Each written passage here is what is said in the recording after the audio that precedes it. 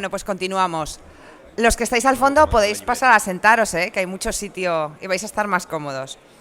Hoy en día nos encontramos en un punto muy interesante de la protección contra incendios. Además de los cambios que se van a producir por la regulación, se suma el empuje social y profesional que reclama mayor atención a los nuevos riesgos de la vida moderna. La mesa de debate que tenemos a continuación tiene como objetivo examinar la situación actual de la protección contra incendios.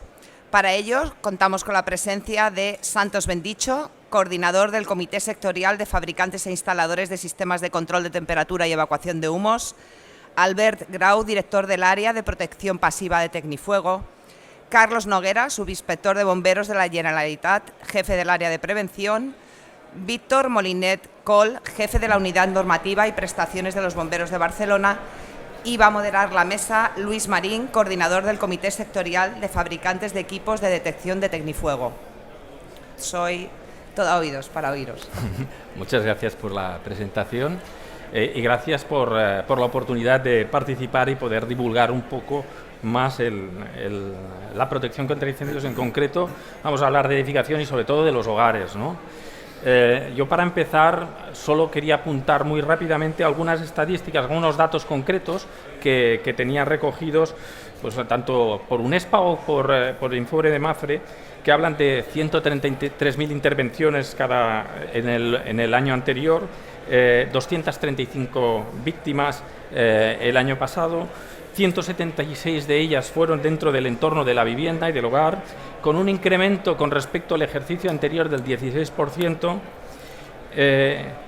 UNESPA dice que hay cada año unos 600 millones de euros en daños en inmuebles, que 7.800 euros es el coste que representa dentro del entorno de la vivienda la restauración de los daños que suceden dentro del entorno de vivienda por causa de incendios, que el 69% de los incendios ocurren dentro de la vivienda y que además tendríamos que añadir lo que está sucediendo en el entorno, digamos, colectivo, en el edificio colectivo, que sumados ambos casos estaríamos hablando de un 78% de incidencia de incendios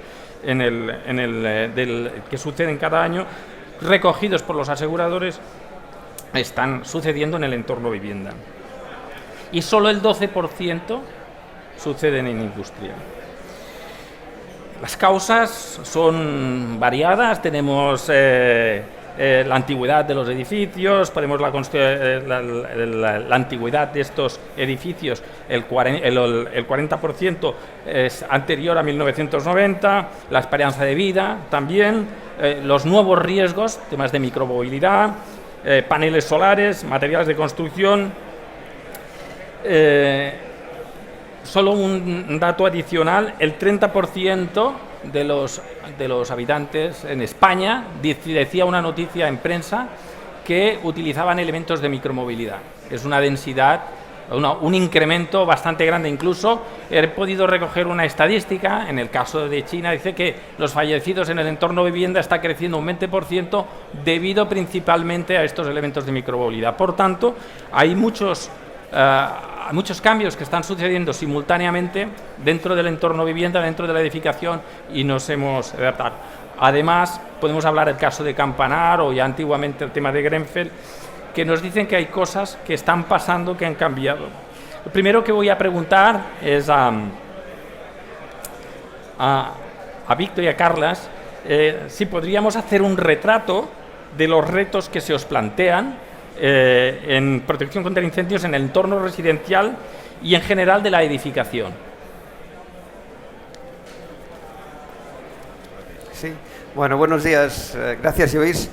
Casi nada, la pregunta es si los grandes retos, yo lanzo titulares, solo lanzo titulares. Uno ya lo acabas de comentar perfectamente, que es el dar respuesta a los nuevos riesgos. Básicamente los has dicho tú. Uno de los cuales es crítico para nosotros es el tema de los elementos de movilidad urbana. Patinetes, bicicletas eléctricas, motocicletas eléctricas, baterías eléctricas desmontables que se cargan en casa por la noche. Ese, evidentemente, sin ninguna duda, es uno de los nuevos riesgos.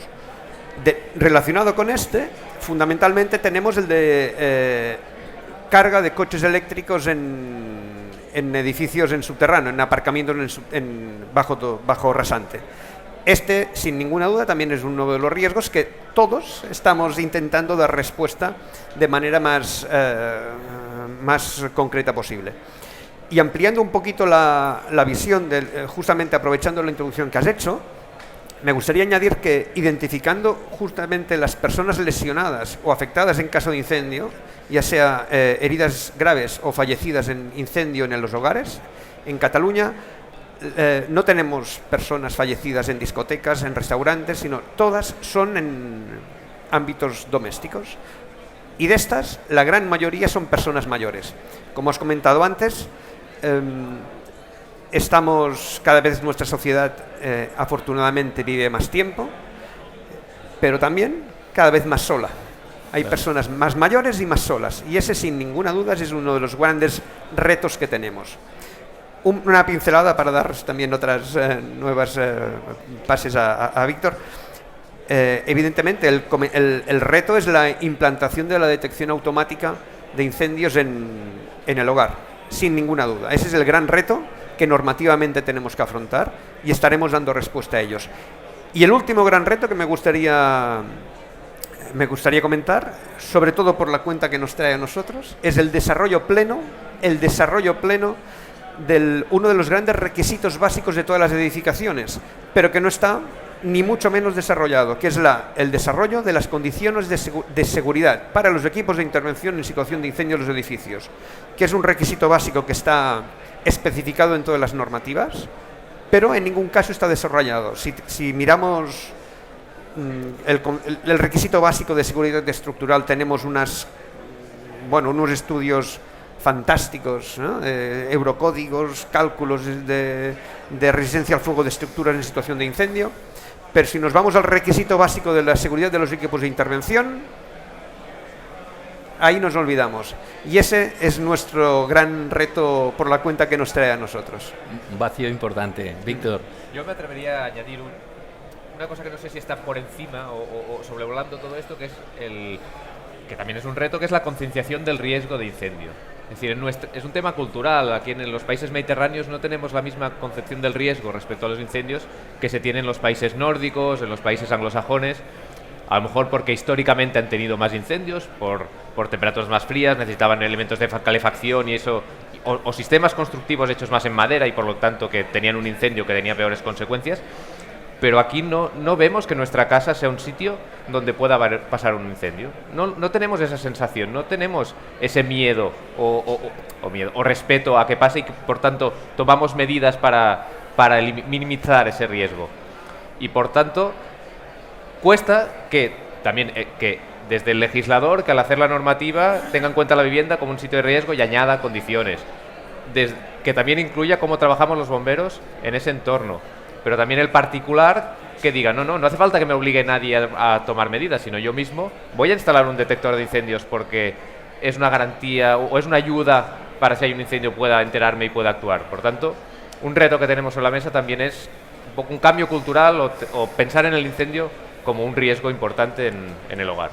Yo sé que vosotros, bomberos, os esforzáis mucho para la divulgación y para la promoción, pero desde luego hay un reto importante conseguir la colaboración de la Administración para poder hacer un plan, seguramente nacional, de promoción para la protección dentro del hogar y dentro de lo que es el edificio colectivo. Muchas gracias, Víctor y Carla. Albert, a ver, después de lo que ha pasado, y es un tema, ya sé que es un tema muy específico en Campanar, y yo me pregunto, ¿qué es lo que está fallando, no? ¿Hay una dicotomía entre la sostenibilidad y lo que es la protección contra incendios? ¿Pueden conjugarse? Hombre, la respuesta creo que es fácil. Deberían por lo menos ir de la mano, ¿no? Ahora mismo Europa nos está... No sé el sector ¿no? Pero hace una semana se aprobó la Directiva de Eficiencia Energética de Edificios, se entró en vigor y tiene 2 años para transponerse muchas cosas, entre las cuales pues se habla de la movilidad eléctrica, los parkings, cómo tienen que ser, cómo llegará la solar fotovoltaica a nuestros edificios. Muchos de ellos será obligado que se instale.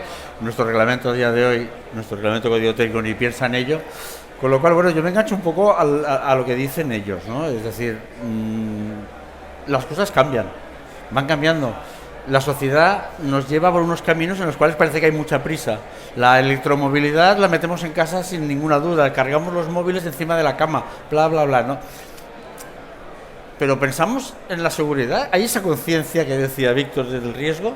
Entonces, ¿qué tenemos que hacer? ¿Prohibirlo todo? Mentira, no puedes prohibirlo todo, está claro.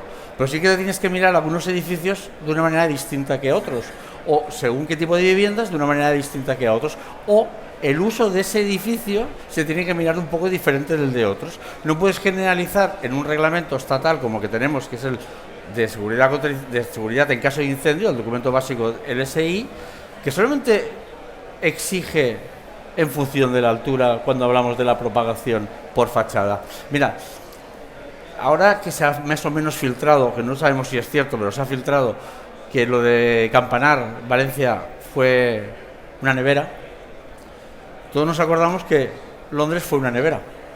¿Vamos a prohibir las neveras? No, no, porque no, pero sí que tenemos que adaptarnos y posiblemente no será el problema de la nevera, pero sí que es cierto que cuando un incendio sale por una ventana, porque por suerte rompen las ventanas y el incendio sale para afuera, lo que tenemos que ir con mucho cuidado es que no le pongamos a según qué edificios, no a todos, pero a según qué edificios, no le pongamos una autopista para que el fuego corra y socialicemos un problema que se ha pasado en un edificio, se lo socialicemos a todo.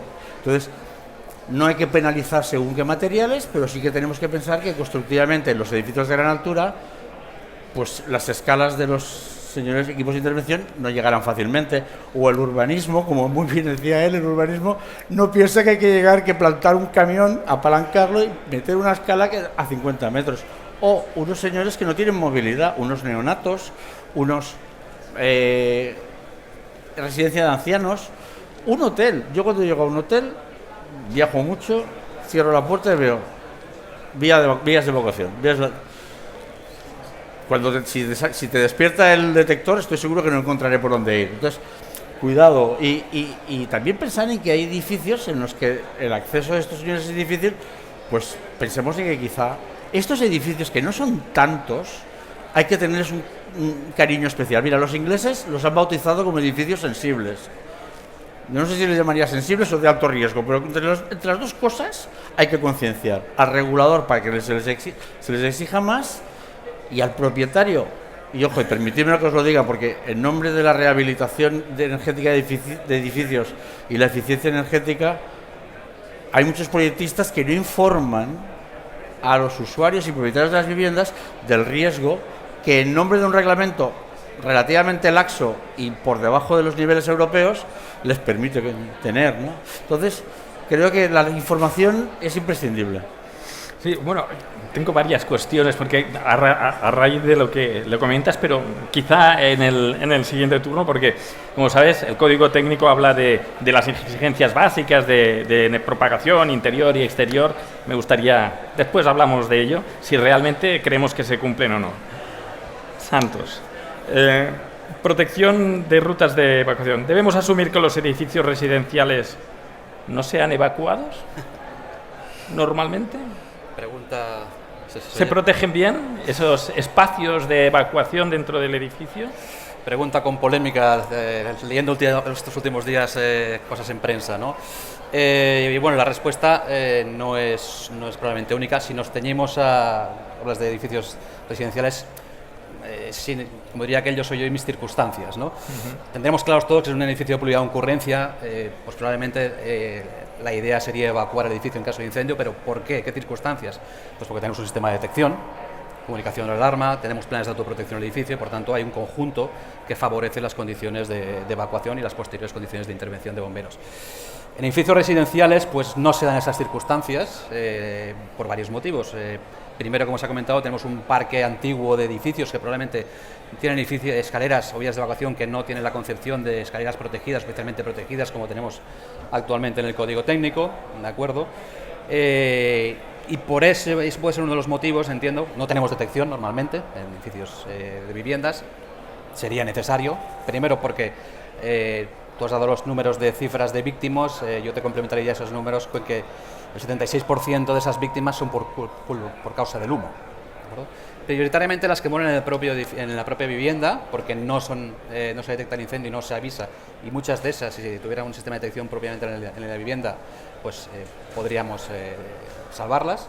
Pero hay un segundo grupo que sería aquellas personas que se aventuran a esa evacuación y pues se encuentran con una escalera llena de humos. En ese sentido, vaya por delante que la regla general para edificios de vivienda sería, como bien siempre dice bomberos, confinarse en casa, corrígeme si me equivoco, pero es confinarse en casa, autoprotección. En este sentido, la semana pasada estábamos en Madrid, contigo también, Lluís, y Bomberos de Madrid era un poquito más, decía, bueno, si hay humo en la escalera, confínese en casa. Ya es un poquito más diferente el mensaje, ¿no? Porque claro, tú puedes llegar a la escalera, encontrarte que inicialmente no hay humo, aventurarte a salir y luego encontrarte con el humo en mitad de la escalera, ¿no? En resumen, a nivel reglamentario, pues como dices, las exigencias básicas requieren esa evacuación, o habla también llegar a un espacio seguro donde confinarse. Podríamos asimilar ese espacio seguro a la autoprotección en la vivienda, pero en cualquier caso sí que tenemos ese riesgo en viviendas de que realmente las escaleras, esas vías de evacuación se invadan de humos. La cuestión aquí es plantear si realmente qué condiciones pueden permitir una evacuación, si todos los sistemas que tenemos de reglamentación nos permiten asegurar que esas vías estén libres de humos, o algunos de ellos, pues tal como están concebidos, pues realmente están permitiendo que los humos lleguen a la escalera. Y luego, pues lo que comentaba también ligando con Albert, evaluar los casos particulares. Yo he dicho, la regla general sería la autoprotección en el confinamiento, ¿de acuerdo? Ante ese riesgo probable de que la escalera esté contaminada por el humo, porque no tenemos la certeza de que tengamos un sistema que nos evite la entrada de humo, pero claro, eso vale si no hay una propagación del incendio, eso vale si nos podemos autoproteger y si los bomberos van a poder rescatarnos en nuestra vivienda.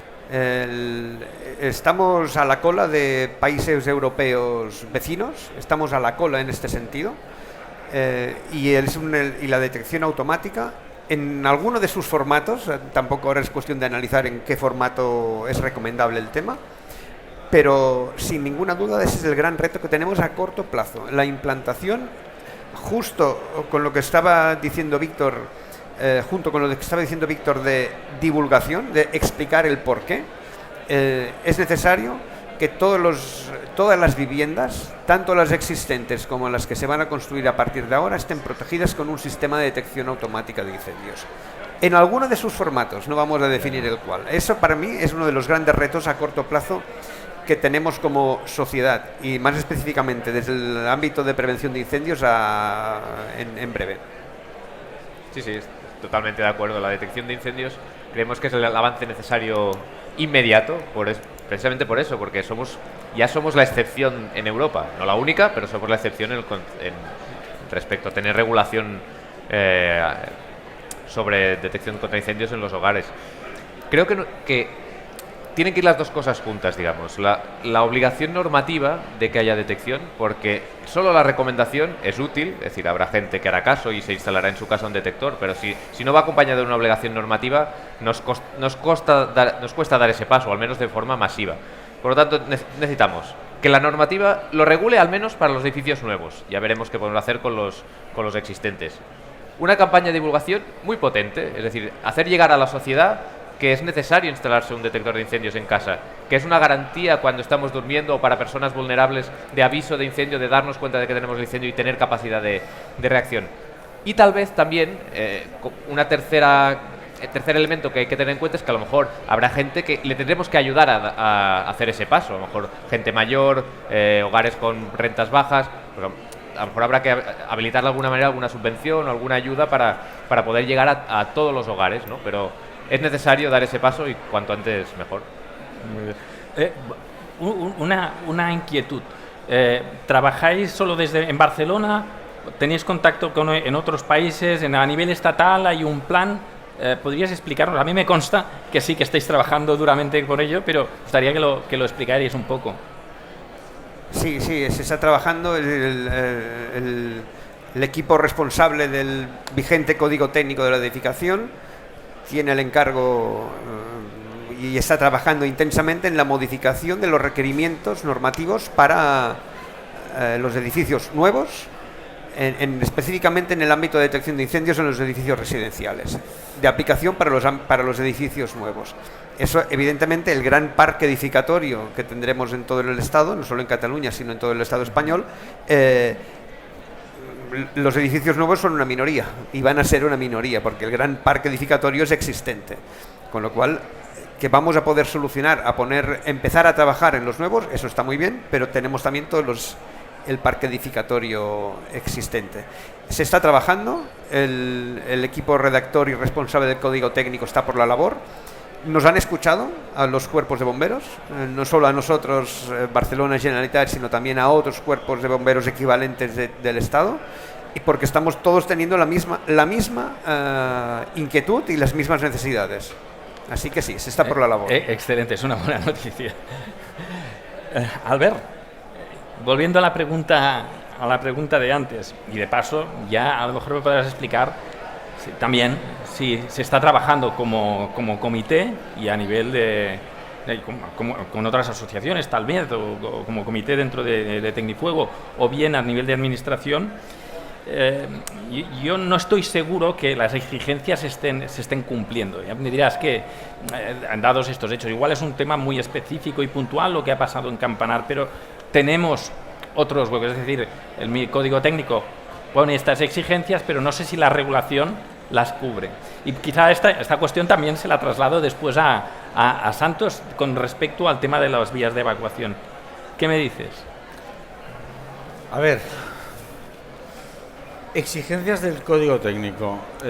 Yo creo que si estamos hablando de que no se cumplieran, estaríamos hablando de que alguien que concede licencias está concediendo mal las licencias, con lo cual yo creo que las exigencias del código técnico posiblemente se estén cumpliendo, incluso aquellas que las propias ordenanzas de varias de las ciudades que puedan tener también se controlan, se comprueban.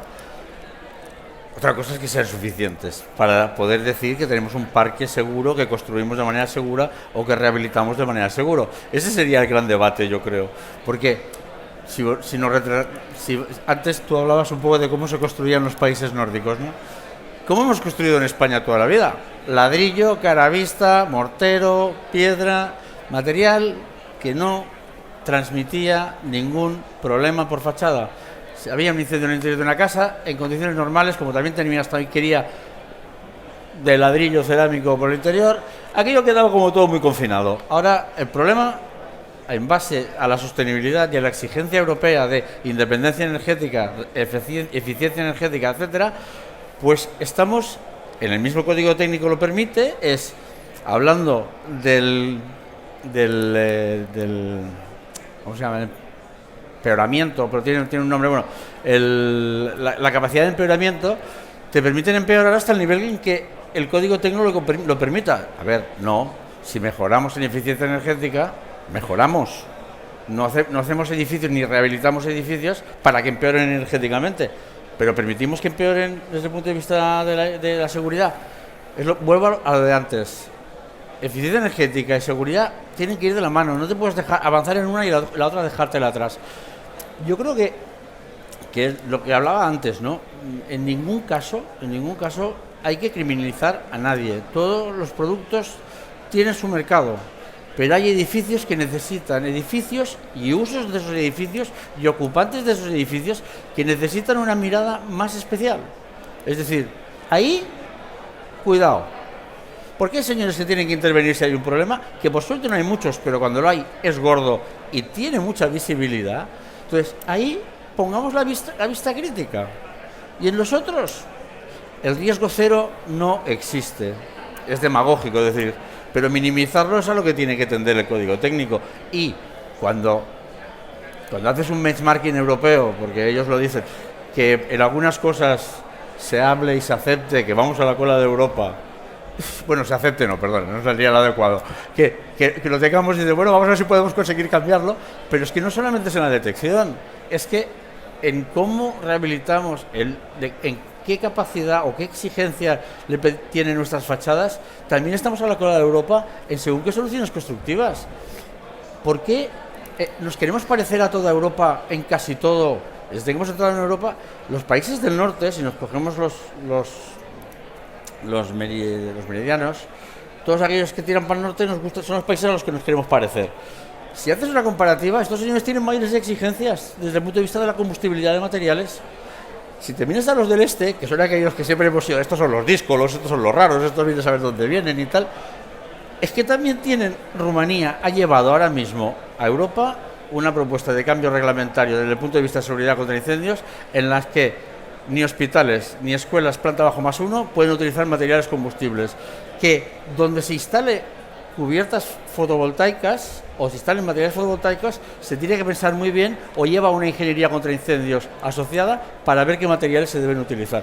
Todo esto tiene que analizarse y no despacharse en el tema de propagación por el exterior en 2 párrafos como se despacha en España. Lo siento, tengo que ser muy crítico, pero es que en Tecnifuego ya hicimos un posicionamiento en el 2018, posicionamiento de 4 páginas, donde sugerimos y donde nos dijeron que vale, que muy bien, oído, cocina.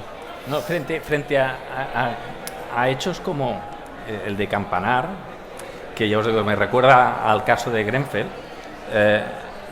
Parece que en Londres hubo un cambio regulatorio normativo muy potente, incluso inventariado y tal.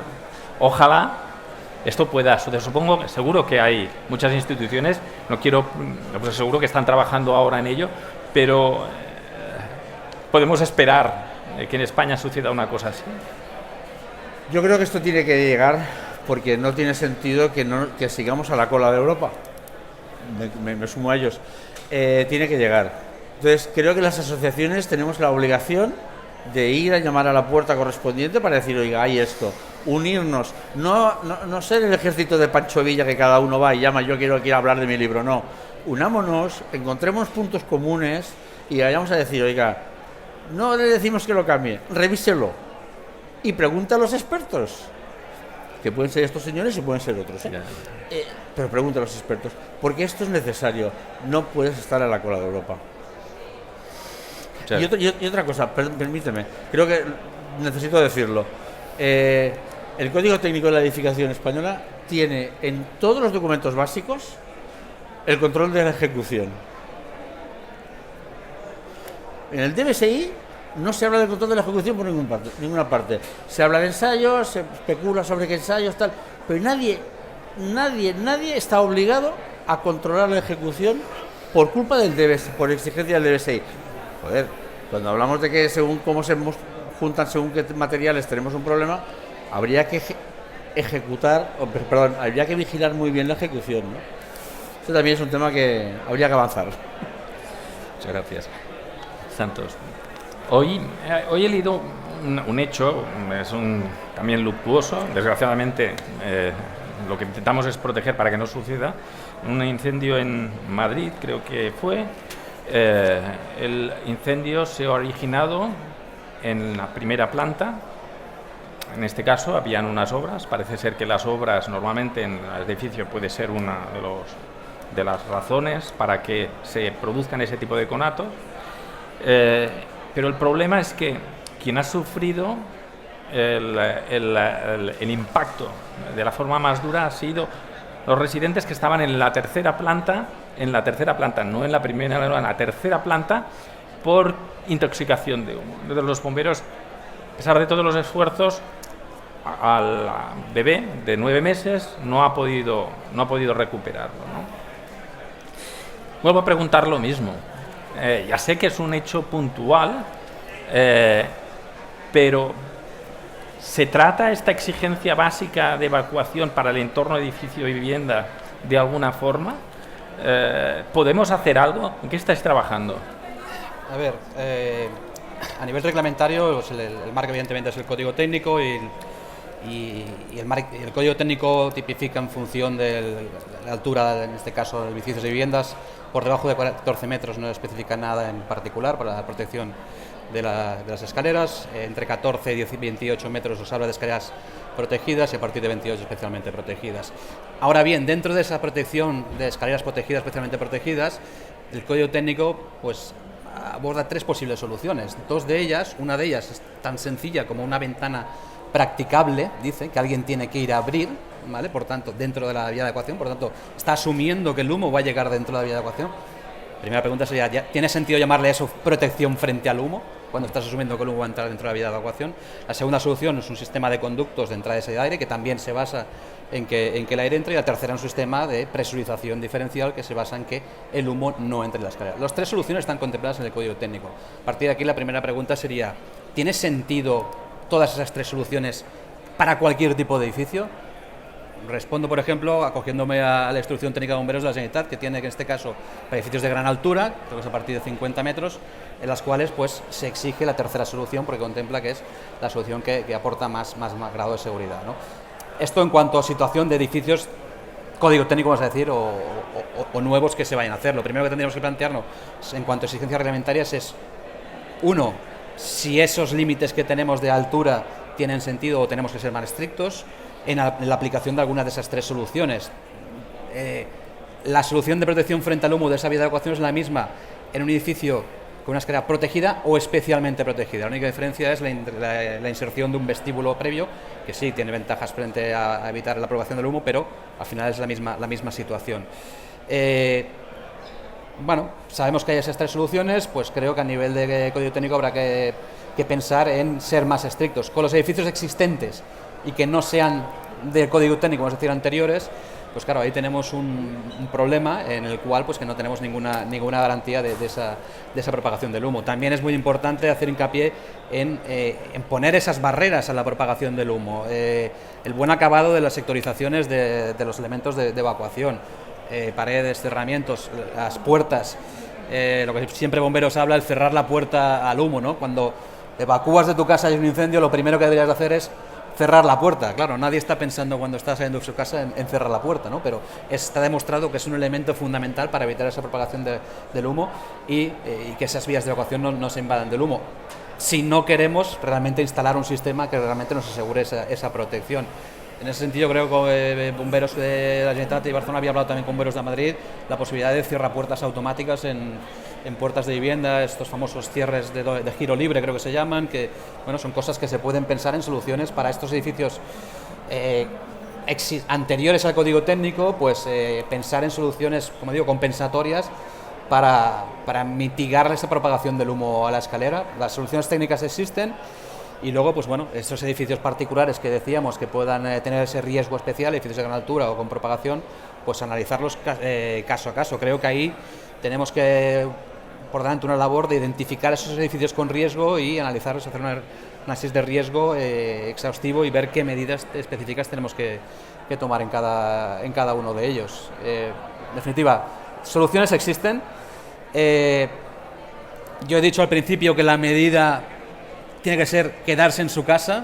Bomberos hace mucha pedagogía sobre esto, creo que ahora tenemos que hacer todos mucha pedagogía sobre esto, pero tenemos que ser conscientes de que a pesar de toda esta pedagogía que intentemos hacer, siempre va a haber alguien que va a contravenir esa regla, vamos a decir, o esa recomendación, y va a intentar evacuar, ¿no?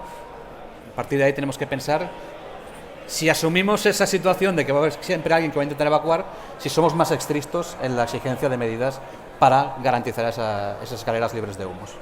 Muchas gracias, Santos.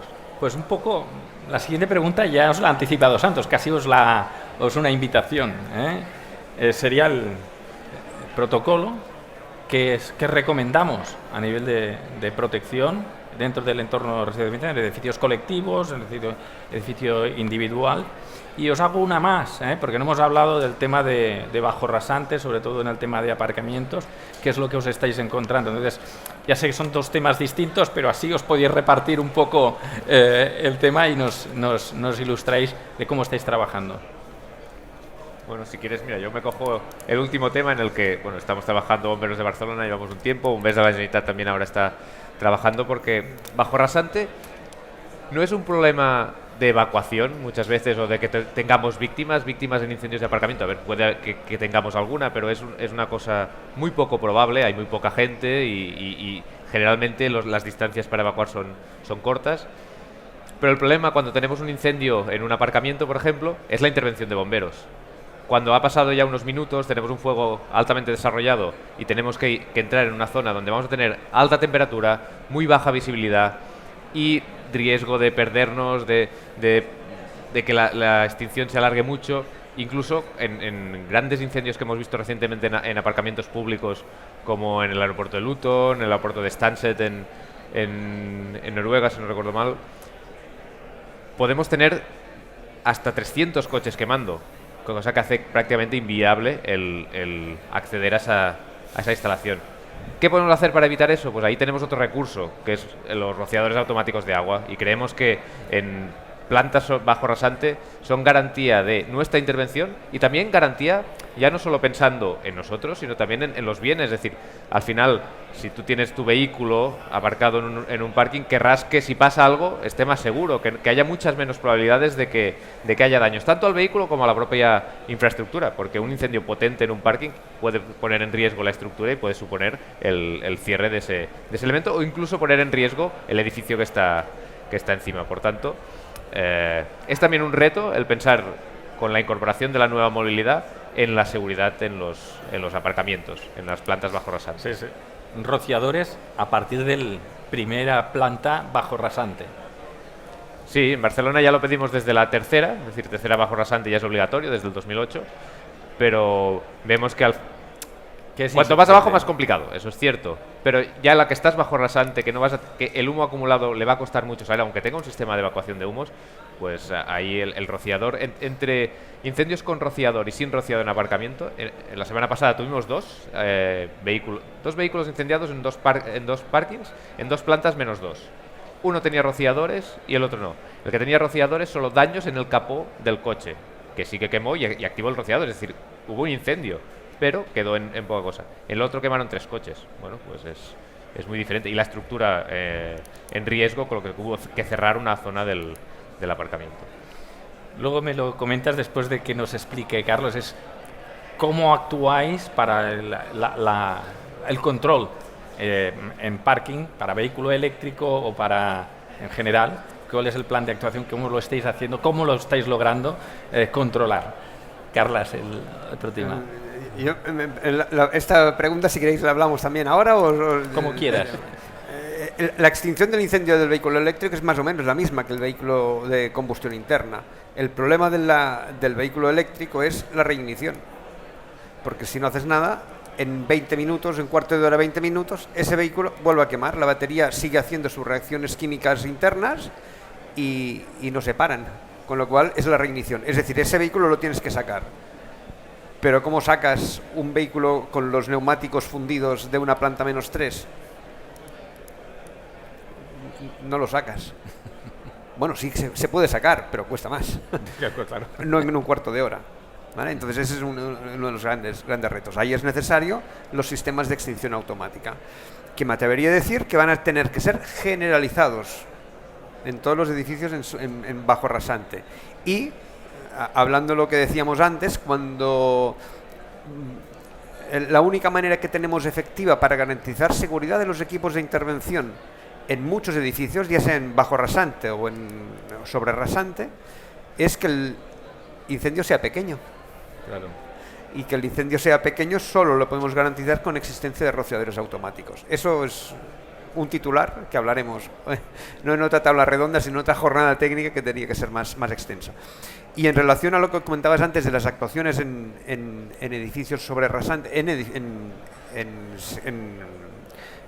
viviendas, fundamentalmente nuestros grandes retos de actuación desde un punto de vista preventivo será detección automática y concienciar. ¿Cuántas personas tenemos aparcamiento bajo rasante en el edificio donde vivimos y vemos la puerta del aparcamiento que se mantiene abierta con una cuña para evitar que se cierre? Bueno, pues eso es un reto. Tenemos que explicar a la gente que vive en ese edificio que esa puerta hace una función. Si está cerrada, si está abierta, no hace ninguna función. Con lo cual esa puerta tiene que estar cerrada. Ahí tenemos que actuar. Concienciación, divulgación de la necesidad de instalar detección automática de incendios y necesidad absoluta de saber cómo actuar en caso de incendio. Es decir, solo se recomienda solo salir de un piso si la escalera de evacuación está limpia. Si tengo el incendio por encima, si tengo el incendio por debajo, salir a una escalera, que es muy posible que se llene de humo, es una situación de riesgo inminente para la seguridad de las personas. Así que confinamiento, confinamiento y confinamiento. Perfecto. Me sugiere una cuestión añadida. Ahora, como los sistemas tienden a estar conectados, sobre todo dentro del entorno vivienda, detectores que lo conectamos a una app, lo tengo y desde mi casa puedo ver, o desde la oficina puedo ver cómo se me quema la casa. ¿Os estáis encontrando con algún tipo de inconveniente generado a nivel de recursos, por este crecimiento de instalaciones dentro del hogar a nivel de protección contra incendios? Me pregunto si sería necesario llegar a algún tipo de convenio o acuerdo de cómo se tiene que gestionar este tipo de incidencias. No te acabo de entender la pregunta. Sí. La convenio... cuestión es, los sistemas se conectan, los detectores, ahora Sí. un sistema lo puedes conectar a través de un detector a la nube. En la nube yo recojo las incidencias de lo que me está pasando en casa, veo que el detector se me ha activado y como se me está quemando, llamo a 112 y movilizo el servicio de bomberos porque creo que se me está quemando la calle. Este tipo de incidencias, a través de un gestor de alarmas, a partir de la conexión en el hogar. ¿Este tipo de incidencias os están generando algún tipo de trabajo adicional que compromete recursos? Todo lo que sean avisos automatizados, evidentemente provoca una activación de recursos, pero ya no solo en caso de incendio, sino en accidente de tráfico. Es decir, siempre que recibimos avisos de una necesidad, se envía algún recurso, eso siempre. Lo que tenemos que hacer es intentar confirmar o no ese aviso. Hay muchos sistemas que actualmente están asociados a detecciones automáticas. Por ejemplo, los servicios de teleasistencia domiciliaria. Personas mayores que caen y avisan, ya sea con las medallitas de aviso o con algún tipo de dispositivo, incluso detectores de humo, avisan a los servicios de teleasistencia. Y los operadores del servicio de teleasistencia nos avisan diciendo: se ha activado un detector de humo, de gas, de caída de una persona y no hay manera de localizar a esa persona o a sus familiares. Nosotros vamos, obviamente vamos. ¿Estamos detectando un aumento de servicios? Sin ninguna duda, pero es lo que toca. Afortunadamente hay más personas cubiertas con ese servicio y podemos actuar. Esa es una de las ventajas, porque siempre hay un centro receptor de alarmas con algún tipo de información que nos puede avisar. Si ese aviso fuera totalmente automatizado de un detector que se pone en contacto con el 112, ahí sí que tendríamos un problema, porque tendríamos muchas falsas alarmas. Es posible, ¿eh? Entonces se activarían respuestas de manera automatizada, pero que no sé si serían del todo efectivas en muchos casos. Así que son cosas que tendremos que ir puliendo. En tema de incendios actualmente no es una solución generalizada, con lo cual no estamos recibiendo este tipo de avisos, al menos nosotros. No, es muy buen ejemplo el de teleasistencia. Nosotros también tenemos, ahora no me quiero equivocar con el número de detectores que tenemos, pero creo que estamos por encima de los 30.000 detectores en Barcelona conectados a teleasistencia y por tanto que nos pueden dar aviso. Ya es un número significativo al menos para ver qué pasa. Y sí, tenemos avisos típicos vinculados a incendios de cocina, algunas falsas alarmas, pero creo que funciona razonablemente bien y es verdad que eso nos genera más ir a servicios donde al final no ha pasado nada, o una falsa alarma, o se estaba quemando un poco de pan o una comida y han podido apagarlo, pero sí que vamos en algunos que sí que está pasando, por lo que al final el beneficio es mejor que el nuevo dimensionamiento que tenemos que hacer posiblemente, o tenemos que pensar en gestionar esos recursos si tenemos más inputs que llegan. Pero el número de incendios será el mismo. Es decir, al final los que tendremos que actuar serán los mismos y seguramente llegaremos antes, con lo que también tendremos un beneficio de ello. Muy bien. Muy interesante. No sé cómo vamos de tiempo. Estupendo. Me va perfecto porque aprovechamos para resumir con vosotros. Pues bueno, hay dos cosas. Primero, ¿podemos esperar un plan de promoción y movilizar a nivel general para mejorar la protección o para promover la protección en el entorno vivienda? Y en segundo lugar, prioridades que nos debemos marcar para que la protección en el entorno vivienda, colectivo, edificación sea mejor, que no se haya hecho nada porque hemos avanzado bastante, pero que debemos promover para provocar un cambio y estar a la altura del resto de países europeos que están a la cabeza de la protección contra incendios. Santos, si quieres empezar tú y así, porque Bien, cerramos la fiesta con... sí, no, a ver, yo creo que Albert también lo ha apuntado antes, yo creo que tenemos que crear una masa crítica para empujar todos, para formar, concienciar, por un lado, promover cambios reglamentarios y normativos con mejoras continuas, no tener miedo a proponer pues, instalación de cosas nuevas, instalación de detección, instalaciones de todo tipo. Yo otro día leía una noticia sobre ascensores, me pareció entender que el 70-80% de los ascensores habrá que actualizarlos porque hay que poner sensores nuevos en las puertas y demás. Cuando llega a la comunidad de vecinos eso, oye, el ascensor, que no, lo que haga falta, ¿verdad? Pues tenemos que ser también un poco... No tenemos que tener miedo en proponer mejoras que, aunque tengan un coste, pues no sé, redunden en la seguridad, ¿no? Y ser imaginativos también. Antes comentaba Carlas el tema de si el incendio está por encima y la escalera está llena de humos, no salgo, si está por debajo no. Yo lo he comentado contigo alguna vez. Oye, no creo que sea técnicamente muy difícil un sistema que nos permita detectar en qué plan, si hay humo en la escalera o no, y unos paneles luminosos a la entrada de la escalera que indique, oiga, pues no salga o sí puede evacuar, ¿no? O sea, tenemos que ser imaginativos y buscar soluciones y trabajar en todos estos frentes. Concienciación, formación, empujar desde todas las asociaciones en reglamentación y como ingenieros pues también ir promoviendo soluciones nuevas e imaginativas para ir mejorando la seguridad. Mira, yo te voy a hacer casi dos titulares. ¿Sí se oye? Sí. Mira, he dicho antes que el riesgo cero no existe. Entonces, la protección contra incendios tiene que ser activa y pasiva, o pasiva y activa. No puede ser una o la otra. Esto va de la mano, tienen que ir de la mano. Y lo que es importante es evitar las consecuencias posteriores, porque las causas, como no hay riesgo cero, posiblemente nunca las vamos a poder controlar. O sea, un incendio se nos va a dar. Entonces, intentemos que las consecuencias sean las mínimas. Y luego haciendo un chiste muy fácil y hasta muy malo, como hablamos mucho de concienciar y hablar y tal. Esto es como una religión y tenemos que ser apóstoles de una manera, ¿no? Pues oye, pues tenemos que hacer apostolado y explicarlo y esperemos que en algún sitio nos lo compren, porque hay religiones que calan, ¿no? Esperemos que algún día la nuestra también cale, ¿no? Chiste malo, lo siento. Carlas. Sí, es que solo repetir una vez más lo que ya se ha dicho, los grandes retos, el tema de detección automática y el tema de concienciación. Tenemos que buscar la manera de hacer llegar estos mensajes a la sociedad, no solo en foros como estos, que seguramente todos estamos muy concienciados en diferentes grados en estos ámbitos, pero tenemos que explicar a los vecinos de nuestra comunidad que es necesario instalar detectores, que la puerta del parking es necesario que esté cerrada. Estas cuestiones es necesario hacerlas llegar.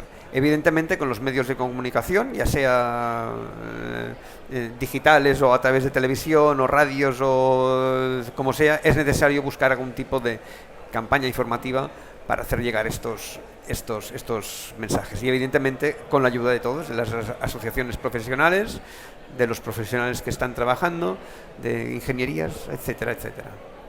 Muchas gracias. Yo, completamente de acuerdo con Carlas. Al final creo que desde el punto de vista técnico el reto es la detección. Es decir, creo que es lo que podemos avanzar más con menos, digamos, o con un coste o un impacto menor. Y lo que es básico es la prevención. Es decir, el poder explicar la concienciación del riesgo, pero también qué hacer para evitar incendios. Es verdad que el riesgo cero no existe, pero sí que podemos hacer cosas para que haya menos incendios y también para que si hay un incendio las consecuencias sean mucho menores. Por tanto, es muy importante hacer llegar nuestro mensaje a toda la sociedad. Muchas gracias a todos. Gracias por las recomendaciones. Esto solo es un tentempié. me quedo con lo de la parte imaginativa, la de ser creativos, la de hacer apostolado, que también está bien, este término religioso, y sobre todo tema de promover. Somos creyentes de lo que nosotros defendemos, que es la protección contra incendios, la detección, el control de humos pasiva. Que no hayan víctimas por razón de un incendio, ese es nuestro objetivo. Muchas gracias a todos por atendernos. Gracias.